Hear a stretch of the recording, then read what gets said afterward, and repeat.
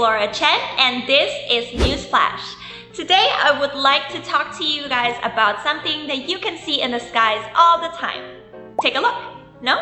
Yeah, I'm not talking about an airplane. I am talking about, ta-da, drones.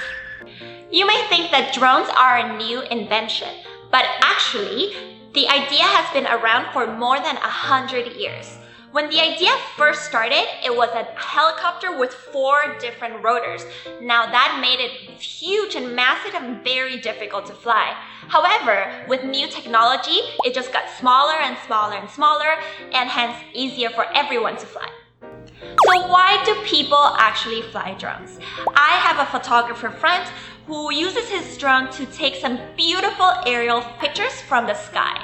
Other people use delivery drones to help them deliver medicine or packages as well. Unfortunately, with new technology, there are some risks. Some people worry about the invasion of privacy, some others fly into no-fly zones, and sometimes there are even technological malfunctions. For example, last month, during the last day of the Lantern Festival in Taichung, the city actually used 800 drones to entertain people. However, somehow, 48 of them crashed. 48, that's quite a lot. Luckily, nobody got hurt, and the police is still investigating on why that happened. So with each new technology, there are some good and some bad things. What are some pros and cons that you can think of for using drones?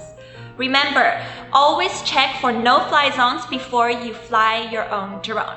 Happy flying! Chen out! To talk about drones, here are some keywords and phrases to use. First one, drone. Second one, malfunction. Third one, aerial. Fourth one, no-fly zone. And last one, invasion of privacy. Thank you so much for watching. Remember to subscribe to all of our channels. Bye!